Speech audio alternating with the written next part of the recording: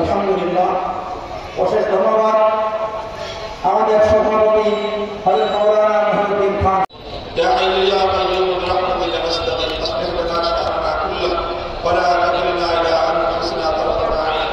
يا الله আত্মদানকারী সকল শহীদানের এসে এই সংগ্রাম তার সফলতার পানে উন্নীত হলো।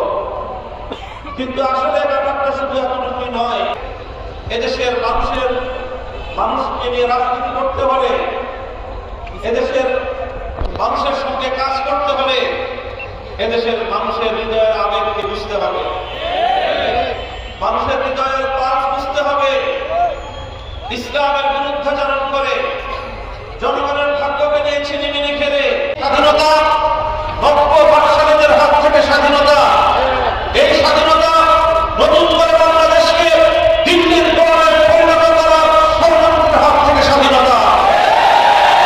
এখনো দিল্লিতে বসে কেউ যদি স্বপ্ন দেখে শাহজাহানের বাংলাদেশকে আবার নরেন্দ্র মোদীদের পরিকল্পনা করবে, নরেন্দ্র মোদীদের স্বার্থের পরিমাণে বাংলাদেশকে আমরা পরিষ্কার ভাষায় বলে দিতে চাই, যেমনি ভাবে রক্তের বিনিময়ে বাংলাদেশ স্বাধীনতা অর্জন করেছিল, রক্ত দিয়ে ৭৫ সালে একবার তারা যেভাবে স্বৈরাচারীদেরকে যারা মানুষের অধিকার নিয়ে ছিনিমিনি খেলেছিল, ৩০,০০০ যুবকের রক্তে যাদের হাত ভঞ্জিত হয়েছিল, স্বাধীনতার নেতৃত্বদানকারী হওয়া সত্ত্বেও সেই ফ্যাসিবাদের জায়গা বাংলাদেশে হয় নাই।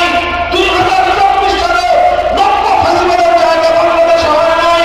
আগামী দিনে যদি কেউ আবার ফ্যাসিবাদের চর্চা করবার দুঃস্বপ্নকে স্পষ্ট বার্তা দিয়ে দিতে চাই, বাংলাদেশের মানুষ আর কোনদিন ফ্যাসিবাদকে মেনে নেবে না ইনশাআল্লাহ।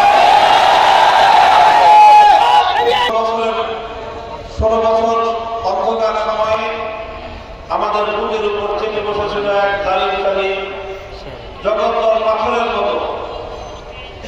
বাংলাদেশের মানুষের ধারণা হয়ে গিয়েছিল যে এই দাঁড়িয়ে